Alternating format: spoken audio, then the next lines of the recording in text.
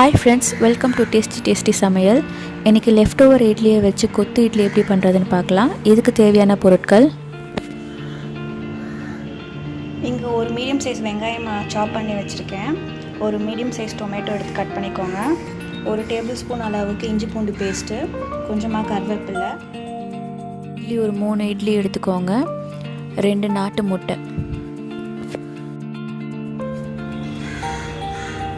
எண்ணெய் ஆட் பண்ணிக்கிறேன். ஒரு 2 டேபிள் ஸ்பூன் அளவுக்கு எண்ணெய் ஆட் பண்ணிக்கோங்க. எண்ணெய் நல்லா காஞ்சிடுச்சு. இப்போ இதில் சீரகம் ஆட் பண்ண போகிறேன்.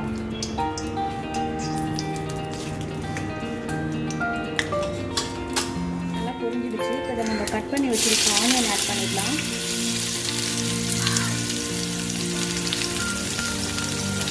ஆனியன் நல்லா வதங்கட்டும்.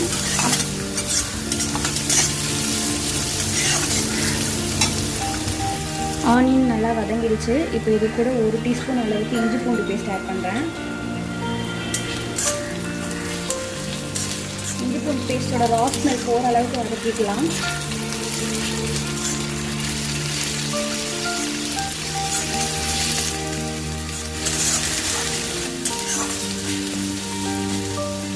இஞ்சி பூண்டு பேஸ்ட் வதங்கிடுச்சு. இப்போ இதில் நம்ம கட் பண்ணி வச்சுருக்க டொமேட்டோ ஆட் பண்ணிடலாம்.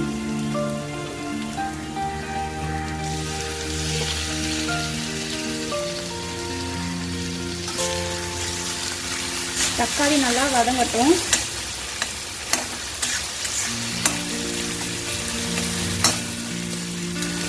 வெங்காயம் தக்காளி வதங்கிறதுக்காக உப்பு ஆட் பண்ணுறேன்.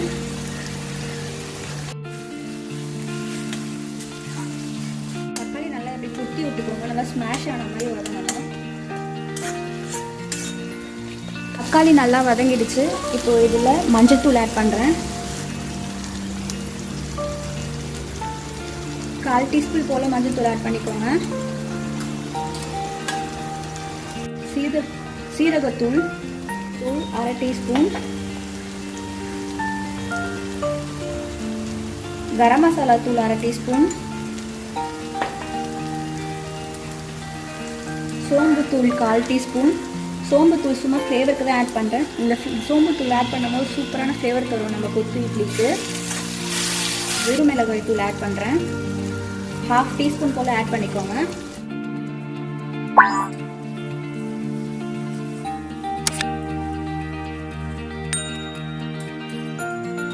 மிளகாய்த்தூள் போட்டு வதக்கியாச்சு. இப்போ இட்லி எடுத்து வச்சுருக்கோம்ல, அதை உதுத்து வச்சுருக்கேன்.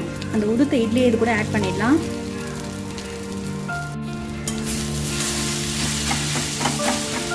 மசாலாவோட இட்லியை நல்லா மிக்ஸ் பண்ணிக்கோங்க.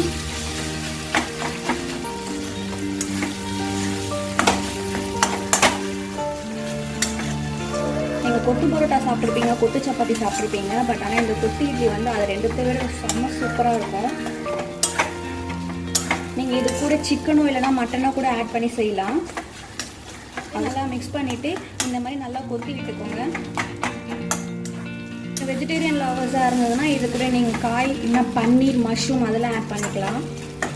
இப்போ நல்லா கொத்தி விட்டாச்சு. இப்போ இதில் எக் ஆட் பண்ணிக்கலாம். உப்பு மஞ்சத்தூள் போட்டு எக்கை நல்லா பீட் பண்ணி வச்சுருக்கேன். 2 எக் யூஸ் பண்ணியிருக்கேன். இப்போ அதை ஆட் பண்ணிடுறேன்.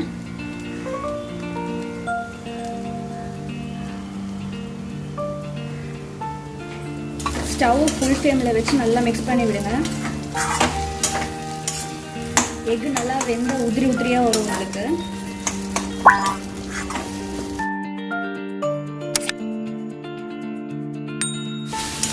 முட்டை நல்லா வெந்துடுச்சு. இட்லி எப்படி உதிரியாக வந்துட்டு பாருங்கள் வெந்த பிறகு. இப்போ நான் இதில் மிளகுத்தூள் ஆட் பண்ண போகிறேன்.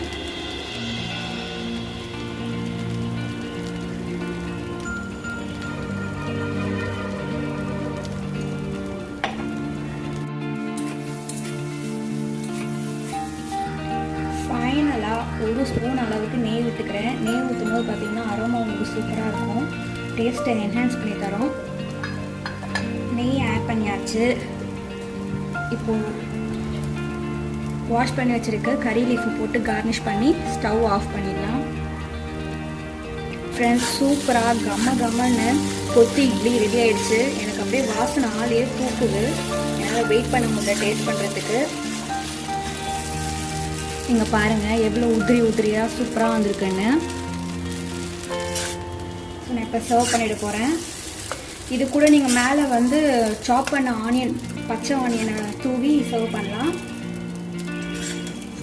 மதுரையில் ஸ்பெஷலாக கிடைக்கக்கூடிய இந்த கொத்து இட்லி நம்ம வீட்லேயே சூப்பராக தயார் பண்ணியாச்சு.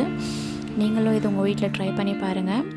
இந்த வீடியோ உங்களுக்கு பிடிச்சிருந்தா லைக் பண்ணுங்கள், ஷேர் பண்ணுங்கள். நம்ம சேனலை மறக்காமல் சப்ஸ்கிரைப் பண்ணுங்கள். கூடவே பக்கத்தில் இருக்க பெல் ஐக்கானே கிளிக் பண்ணுங்கள். அப்போ தான் நான் போடுற வீடியோஸ் எல்லாம் உங்களால் உடனுக்குடன் பார்க்க முடியும். தேங்க்ஸ் ஃபார் வாட்சிங். Bye friends.